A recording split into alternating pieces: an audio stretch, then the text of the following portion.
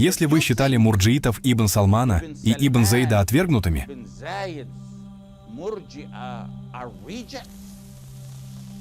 то мурджииты Ахмада Ашараа дали новое определение этому термину.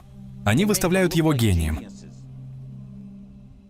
Когда Тагут Ахмад Шараа подписал эту неверную конституцию, его мурджииты сторонники бросились защищать его всеми возможными обманными способами. Они использовали всевозможные уловки, чтобы защитить его. Некоторые даже пытались утверждать, что этот пункт или эта статья означают, что ислам является единственным источником законодательства. Хотя формулировка ясно говорит об обратном. Защита неверия отравляет и искажает разум, затуманивает интеллект. Вот почему защита ими своего тагута лишена смысла. Пока они защищали его неверие, пока они активно защищали его неверие, Аллах разоблачил их. Он разоблачил их, когда составители этой конституции, избранные этим тагутом, ясно дали понять, что ислам не является единственным источником. Таким образом, формулировка этой куфровской статьи ясно показывает, что ислам не является единственным источником законодательства, как я уже упоминал. На практике каждая страна, внедрившая этот пункт с точно такой же или аналогичной формулировкой, показала, что ислам не является единственным источником ее законодательства.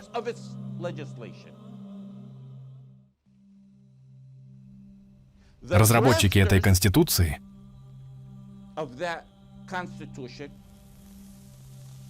Конституции Ахмада Ашараа ясно дали это понять.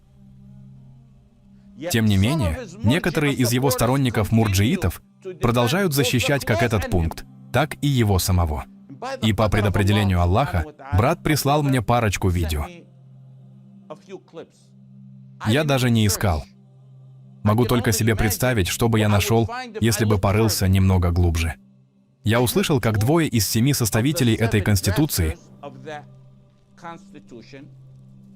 ясно заявили, что ее формулировки были намеренно выбраны таким образом, чтобы показать, что ислам не является единственным источником ее законодательства.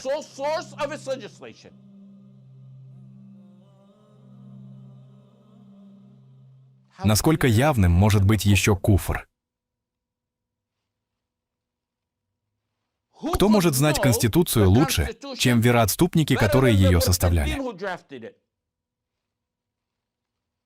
Абдуль-Хамид Аль-Аввак, председатель Сирийского комитета по разработке Конституции, заявил, что есть разница в 2 словах между тем, что они выбрали, и тем, что было в Конституции Башара.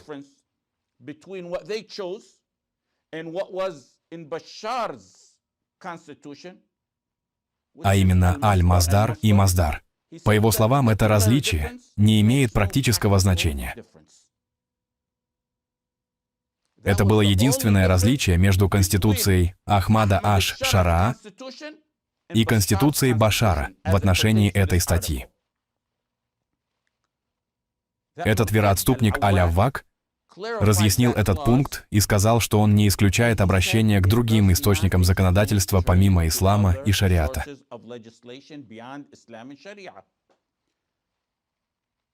Он даже подчеркнул, что если бы ислам действительно задумывался как единственный источник, Конституция бы прямо об этом заявила. Если это не самое ясное указание на куфр, то что же это тогда? Еще одна леди, Бахия Мардини, очередной член этого проклятого комитета, который разработал эту куфарскую конституцию, также подчеркнула, что ислам является основным источником законодательства, но не единственным. Именно они разработали эту проклятую конституцию. Они разработали ее для этого коварного вероотступника Ахмада Аш-Шараа, который ее подписал. Эти заявления ясно свидетельствуют об их куфре.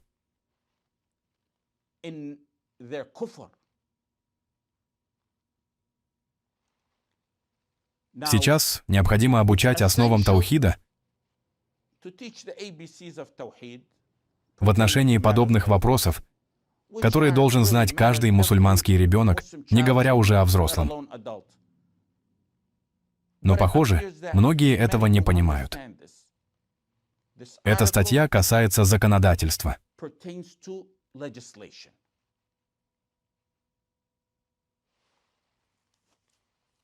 Исламское право является основным источником законодательства.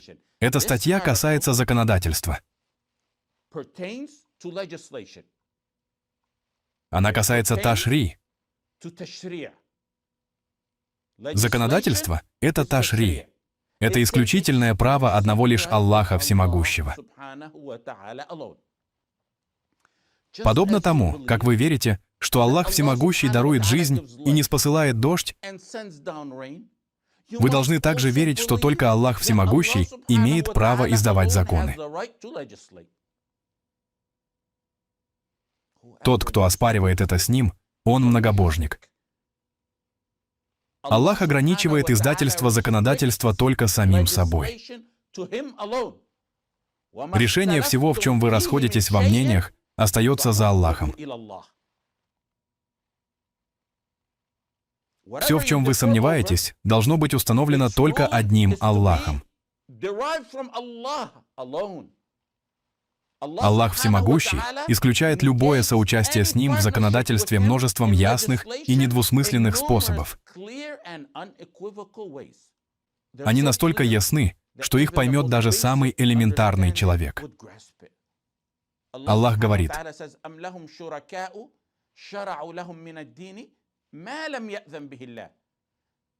или же у них есть сотоварищи, наряду с Аллахом, которые узаконили для них в религии то, чего не дозволил Аллах?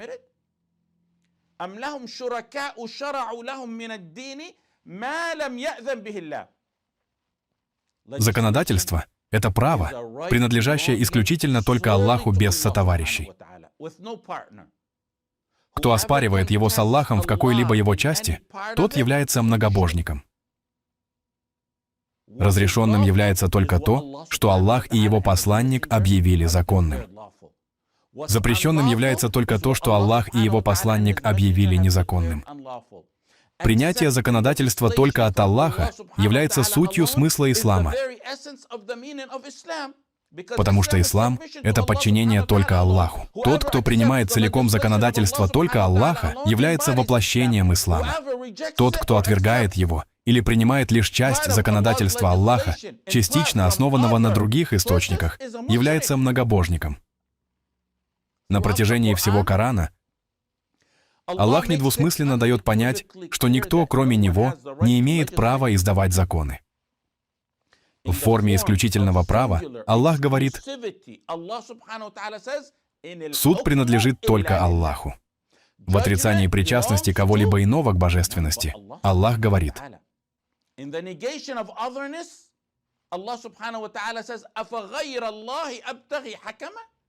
неужели я пожелаю иного судью, помимо Аллаха?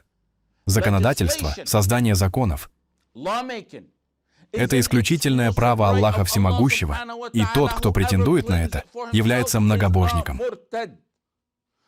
Тот, кто устанавливает законодательство, созданное не Аллахом Всемогущим, является неверующим, и чтобы никто из нас не брал себе других господами, наряду с Аллахом. Тот, кто принимает законодательство, исходящее не от Аллаха, принял этот источник в качестве Господа помимо Аллаха, свят Он и возвышен. Принятие законодательства от кого-либо, помимо Аллаха, пречист Он и возвышен, значит наделение их господством. Это объявление их Господом, подобным Аллаху, да защитит нас Аллах. Мурджииты быстро превращают многобожие могил в самый серьезный вопрос. И это правильно. Но когда дело доходит до многобожия их дворцов, многобожия законов, многобожия в подчинении, никто не преуменьшает значение этого так, как делают это они. Потому что на самом деле их не заботит таухид. Таухид их не беспокоит. Их Господь — это их тагуты, которым они стремятся угодить. Они оставили одну форму многобожия ради другой. Они взяли своих книжников и монахов господами помимо Аллаха. Принятие чьего-либо законодательства в том, что уже было узаконено Аллахом, пречист Он и возвышен. Это установление этого источника соперником Аллаху. Это принятие их господами помимо Аллаха. Многие люди думают, что принятие Господа помимо Аллаха ограничивается лишь актами поклонения, такими как поясной и земной поклоны. Но они забывают, что подчинение другим вразрез с тем, что узаконил Аллах, это также принятие их Господами. Это ничем не отличается от совершения поясных и земных поклонов перед ними. Сосредоточьтесь вместе со мной на этом примере из Корана.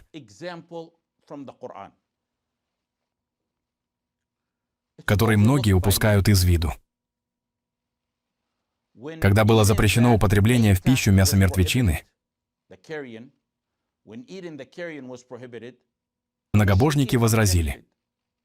Они сказали: «Как вы можете отказываться есть то, что убил сам Аллах? При этом вы едите то, что зарезали сами».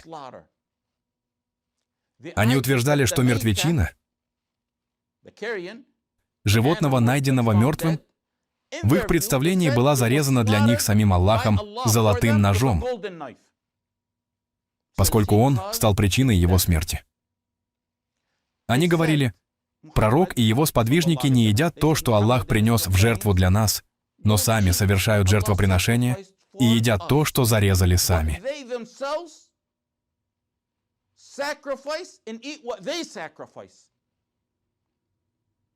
Из-за этого одного вопроса, всего лишь одного этого вопроса, который они узаконили, Аллах, пречист Он и возвышен, сказал о них: «Воистину, дьяволы внушают своим помощникам, чтобы они припирались с вами». У них безумное мышление. Это мышление шайтанов. Аллах узаконил не есть мертвечину. Шайтаны узаконили, что это нормально. Шайтаны из числа джиннов, или многобожники курайшиты, или иудеи, или персы. Неважно. Неважно, кто именно это узаконил. Важно то, что они издали закон в том вопросе, в котором уже вынес решение Аллах. В таком простом деле, всего в одном этом вопросе, Аллах вынес о них решение. Если вы подчинитесь им, то вы станете многобожниками. Аллах установил свой закон, а они установили свой. Если вы послушаете их в их законодательстве, вы начнете считать мертвечину дозволенной. В то время как Аллах сказал, что это запретно. Аллах говорит: если вы подчинитесь им, то вы станете многобожниками. Вы не можете принимать их законы.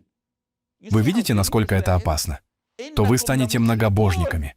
Аллах назвал их многобожниками за то, что они оставили Его законодательство и приняли свое. Они променяли закон Аллаха лишь в одном единственном вопросе на людской закон. То вы станете многобожниками.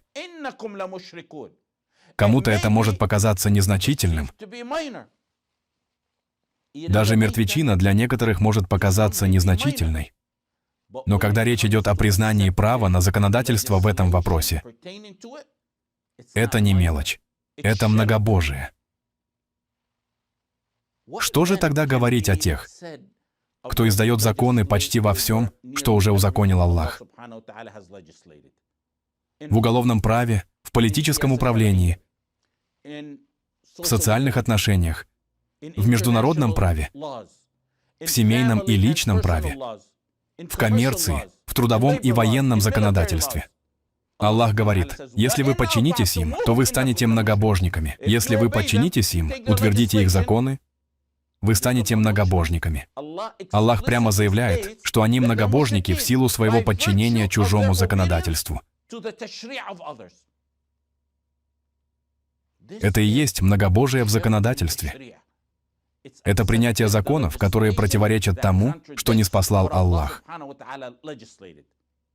Есть множество других аятов на эту тему. У нас просто нет времени упомянуть их всех. Аллах сказал, Аллах выносит решение, и никто не отменит его решение. Он сказал, решение принимает только Аллах. Он изрекает истину и является наилучшим из судей. Он сказал, Он никого не приобщает к своему решению. Он сказал, разве ты не видел тех, которые заявляют, что они уверовали в ниспосланное тебе и в ниспосланное до тебя, но хотят обращаться на суд к Тагуту, хотя им приказано не веровать в него? Дьявол желает ввести их в глубокое заблуждение. А также множество других аятов. Шейх Аш-Шанкити, да помилует его Аллах, сказал, «Те, кто следует постановлениям законодателей помимо Аллаха, являются многобожниками».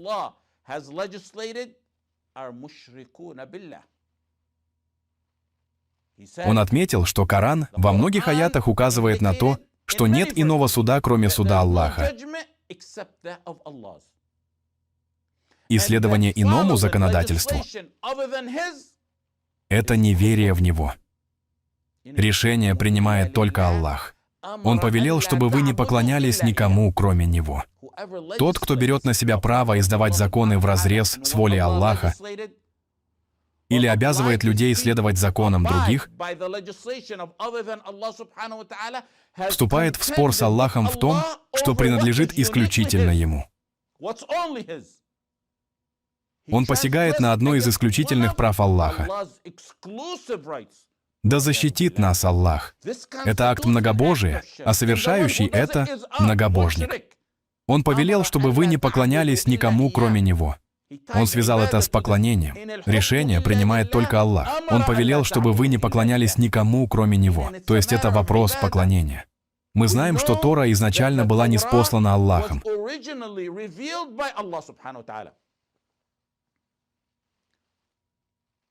Вера в нее — это часть нашей религии.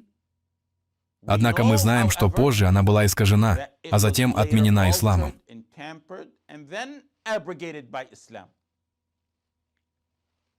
Ибн Таймия говорит, кто сегодня станет поступать по законам Торы,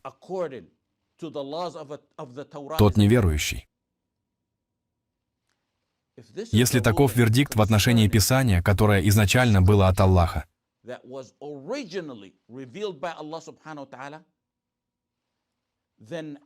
то насколько же тяжелее положение тех, кто судит по законам, которые с самого начала были выдуманы людьми.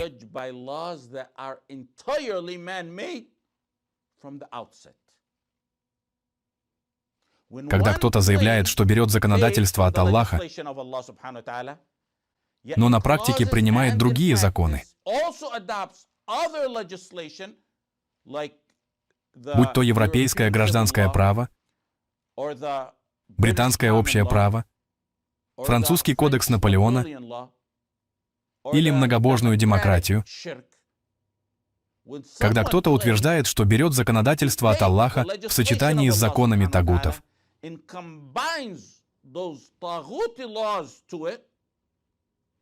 то это ничем не отличается от того, чтобы говорить, Аллах — это Творец, но и кто-то другой тоже Творец. Это как сказать, Аллах Творец, но пропитание дает другой Господь. Да защитит нас Аллах от этого. Утверждать, что часть законов от Аллаха, а часть от других, значит наделять их статусом господства. Не будем приобщать к Нему никаких сотоварищей и не будем считать друг друга господами наряду с Аллахом. Аллах говорит, они признали господами помимо Аллаха своих первосвященников и монахов. Аллах говорит, и пока религия целиком не будет посвящена Аллаху. Вся религия должна быть посвящена целиком Аллаху. Законодательство должно быть полностью от Аллаха, не основным, не частичным, а целиком и исключительно полностью от Него. Аллах сказал, «Сражайтесь с ними, пока не исчезнет фитна, и пока религия не будет полностью посвящена Аллаху». Сражайтесь с ними, пока не исчезнет искушение. И фитна тут означает, пока не уйдет многобожие. И это включает в себя и многобожие в законодательстве. И этих слов уже достаточно. Слов «пока не исчезнет фитна» уже достаточно. То есть это означает, что не должно быть многобожия. Но это настолько глубокий вопрос, что Аллах добавил акцент.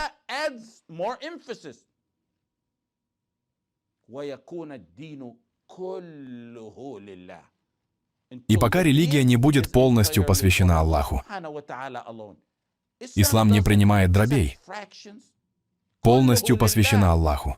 99,9% недостаточно. Законодательство должно быть целиком от Аллаха. Иначе это не ислам.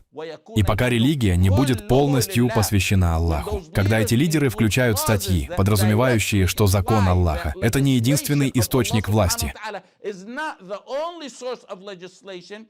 они говорят ровно то же самое, что утверждали иудеи, их предшественники по вере.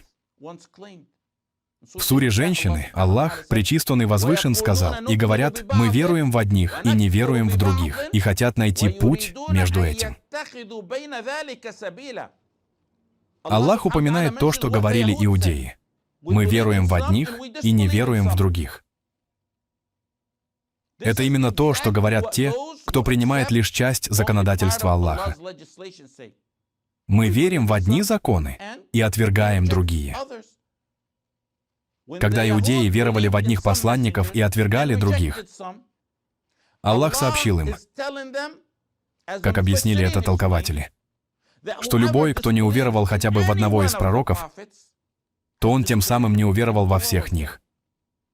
Точно так же любой, кто отвергает хотя бы часть законодательства Аллаха, он тем самым отвергает законодательство Аллаха целиком и отвергает религию Аллаха полностью. Законодательство Аллаха полноценно и неделимо. Частичное принятие недопустимо. Аллах сообщает нам о положении того, кто принимает лишь часть его законодательства. Они являются подлинными неверующими. Те, кто признал одних посланников и отверг других, это все равно, что они не признали никого. Аллах говорит о них: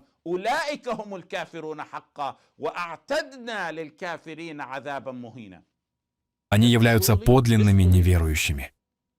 Мы приготовили для неверующих унизительные мучения. За что? За что их накажут? Почему Аллах сказал, они являются подлинными неверующими? За то, что они сказали: мы веруем в одних и не веруем в других, и хотят найти путь между этим.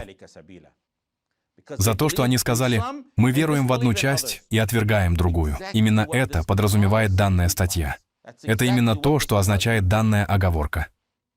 Исламская юриспруденция, ислам или шариат, в их понимании, становятся лишь основным источником законодательства. Это именно то, что говорили иудеи. Мы веруем в одних и не веруем в других, и хотят найти путь между этим. Иудеи хотели найти срединный путь между исламом и неверием. Это именно то, что делают сегодня те, кто совершает многобожие в законодательстве. Они хотят смешать законодательство Аллаха с законами тагутов. Каково решение в отношении тех, кто в прошлом принимал часть Писания и отвергал остальное, и тех, кто сегодня принимает часть законов Аллаха, а затем вводит свои законы или отвергает другие предписания Аллаха?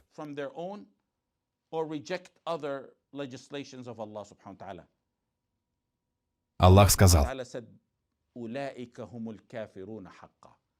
они подлинные неверующие. Их неверие несомненно, истинно. Это показывает, что отвержение части Писания подобно отвержению всего Писания.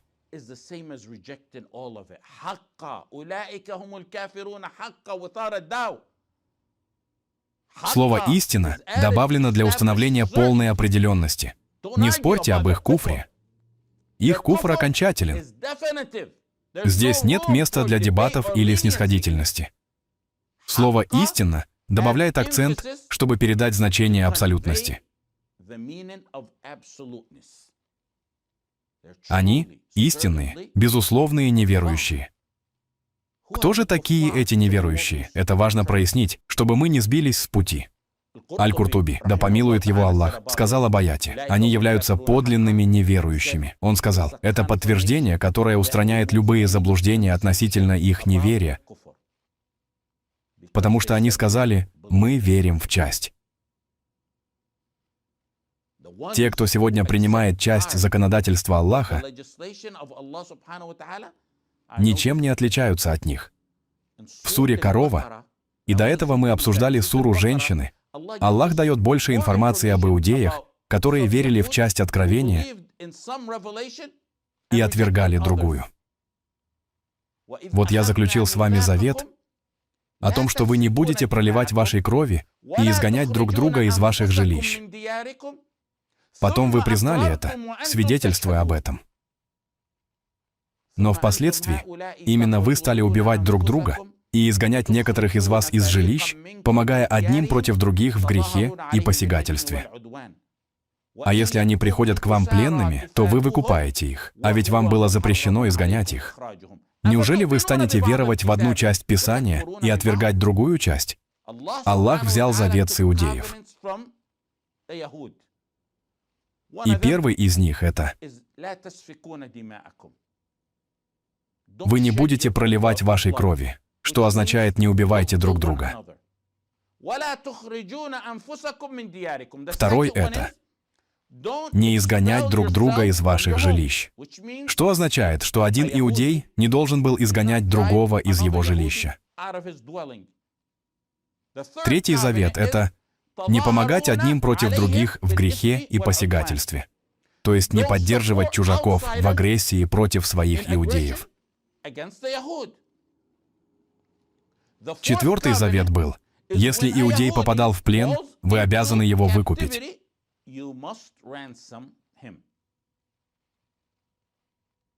Иудеи были связаны всеми этими четырьмя заветами, но нарушили 3 из 4. Они соблюли только один. Аллах сказал о них: неужели вы станете веровать в одну часть Писания и отвергать другую часть? Единственный завет, который они соблюли, был: если иудей попадал в плен, они спешили выкупить его.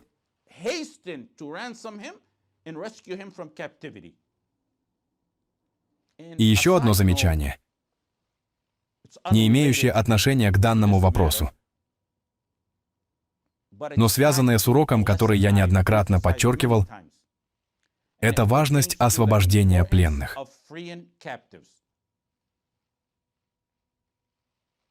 Аллах взял с иудеев особый завет относительно освобождения пленников.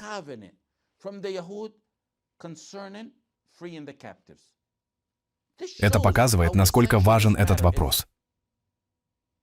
Это первое. Второе. Несмотря на то, что иудеи нарушали свои заветы,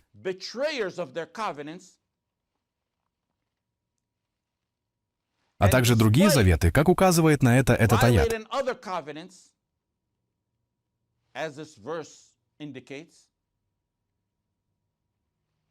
Именно этот завет они беспрекословно соблюдали. Иудеи нарушали заветы, но при этом беспрекословно соблюдали завет об освобождении пленных. А умма сегодня пренебрегает своими пленниками. Еще одно размышление заключается в том, что, читая тафсир этих аятов имама Аль-Куртуби, становится ясно, насколько глубоко его огорчали страдания пленников его времени.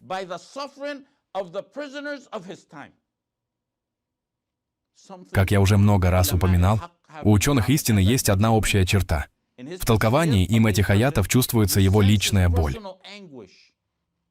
И он, объясняя эти стихи, призывает людей к освобождению пленников. Чувствуется, что это глубоко тронуло его сердце и совесть, как и всех ученых истины. Итак, иудеи отвергли 3 завета и приняли только один. Аллах Всевышний говорит: вы верите в одну часть Писания и отвергаете другую? Это ничем не отличается от тех, кто сегодня принимает некоторые заповеди Аллаха, отвергая другие их части. Неужели вы станете веровать в одну часть Писания и отвергать другую? Частичное подчинение — это не вера. Избирательное послушание — это не ислам. Каково наказание за это? Аллах говорит: «Воздаянием тому из вас, кто совершает такое, будет позор в мирской жизни». А в день воскресения они будут возвращены к самым лютым мучениям.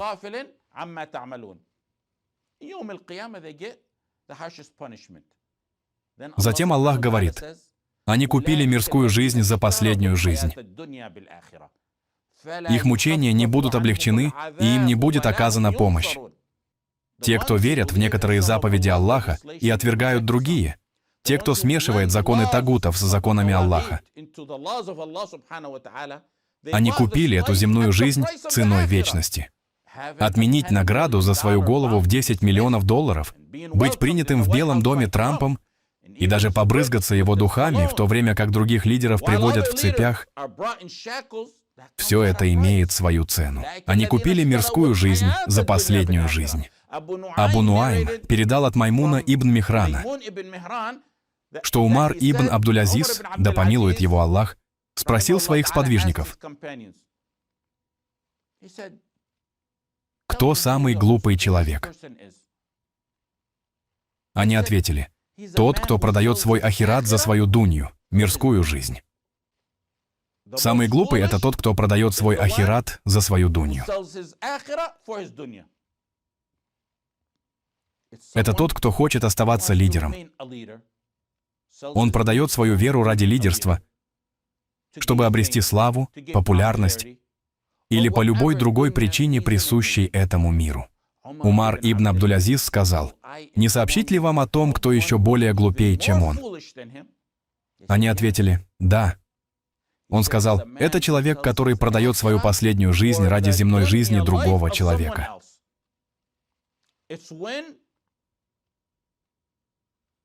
Они совершают куфр, чтобы получить одобрение неверных. Ибн Абдуль-Бар передал, что имам Малик говорил нечто подобное. И передается, что Сахнун говорил нечто подобное. Теперь поймите правильно. Те, кто составляет, принимает и подписывает положения, утверждающие, что исламское право, шариат или ислам являются лишь основным источником законодательства, не только похожи на иудей, о которых я упоминал в предыдущих примерах, но они и превзошли их в своем отклонении. Когда они принимают такие статьи, где ислам является источником законодательства, но не единственным, и вслушайтесь в это, даже если бы ни один закон не был принят противоречащий закону Аллаха, включение и подписание этой статьи в их законодательство, в их конституцию, уже является неверием, потому что это подтверждает, что кто-то, кроме Аллаха, имеет право издавать законы, как это ясно указали проклятые составители. Те, кто принимают эти статьи сегодня, хуже, чем иудеи прошлого. Когда Аллах сказал о евреях в суре «Женщина», воистину, те, которые не веруют в Аллаха и Его посланников, хотят различать между Аллахом и Его посланниками и говорят: «Мы веруем в одних и не веруем в других», и хотят найти путь между этим. И затем Аллах сказал о них: «Они являются подлинными неверующими. Мы приготовили для неверующих унизительные мучения». Это объявление о неверии было вызвано одним обстоятельством. Они хотели верить в одних посланников, отвергая других. Это считается частичной верой и частичным неверием. Затем Аллах сказал: «Они являются подлинными неверующими. Мы приготовили для неверующих унизительные мучения». В другом случае Когда многобожники хотели установить, что падаль —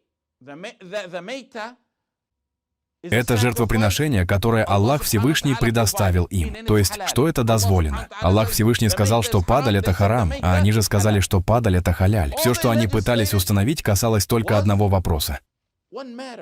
Что падаль — это халяль. Аллах сказал, что вам запрещена падаль. А они хотели сказать, что падаль дозволена.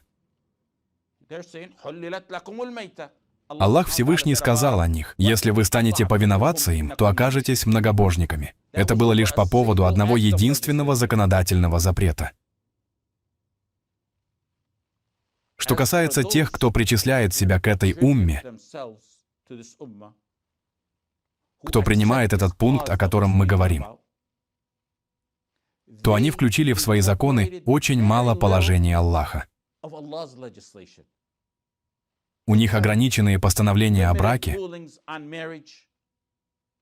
ограниченные постановления о разводе и наследовании, очень ограниченные вопросы подобного рода, которые они включили в свою конституцию, в то время как в бесчисленных других вопросах, установленных Аллахом, они заимствуют законы из законов тагутов.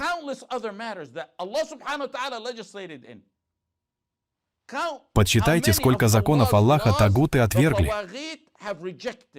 или проигнорировали, или заменили противостоящими законами. И посмотрите, кто хуже. Лишь из-за нарушения одного запрета Аллах сказал: если вы станете повиноваться им, то окажетесь многобожниками. В другом запрете Аллах Всевышний сказал: они являются подлинными неверующими. Когда яхуды поверили в часть Писания, например, в постановление о выкупе пленников, они не изменили его. Они не искажали это, они не изменяли это, не добавляли и не убавляли ничего. Они принимали это как есть. Выкуп был выкупом. Именно так, как это пришло в Торе.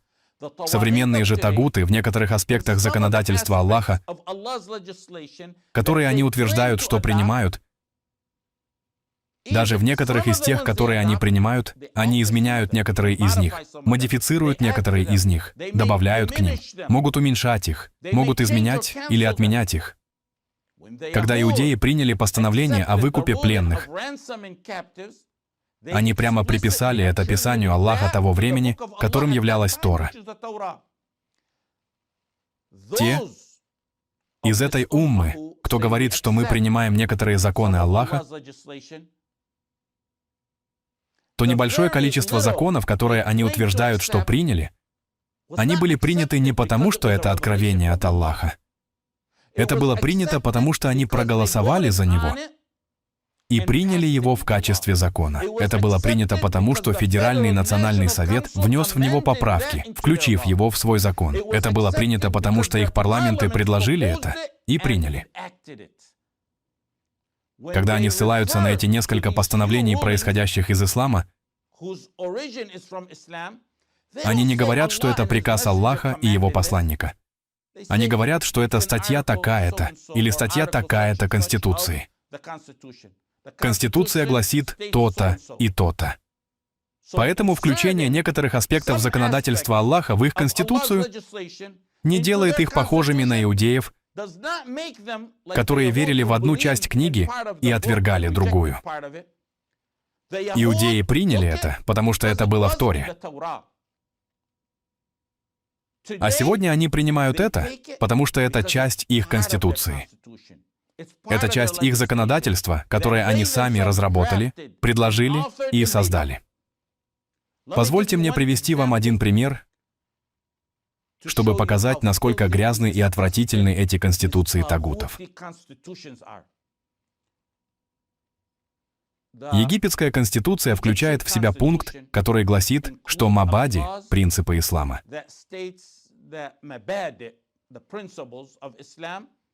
являются источником законодательства. Это приводится во 2 статье их Конституции. Что они подразумевают под принципами ислама, вам нужно самим это выяснить. Каково их определение этого понятия? Это в статье 2. Она очень похожа на пункт, о котором мы сейчас говорили. В статье, предшествующей ей, статье 1, Говорится, что система правления является демократической, что Египет — это демократическое государство. Разве это не смешение ислама и неверия? Смешивание ислама и неверия. Как можно объявить ислам источником права, в то время как демократия, противоречащая и противоположная система, упоминается в той же Конституции как источник? Они являются противоположностями. Чему следует следовать? Исламу или демократии? А если углубиться в детальное законодательство, нарушающее ислам, то его масштабы огромны. Несколько лет назад, читая эту Конституцию, я обратил внимание на то, что, начиная со статьи 1 и до конца, я не помню ни одного аята или хадиса.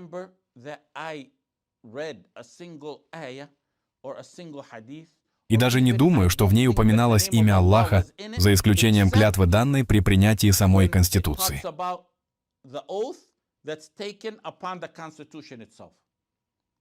Какова ценность такой Конституции, если в ней ничего этого нет? Есть много других моментов, которые я хотел бы упомянуть, но из-за нехватки времени пока этого будет достаточно. Один важный момент, который я упомяну завтра с дозволения Аллаха, касается использования ниспосланных аятов о неверующих и их применения к тем, кто называет себя верующими.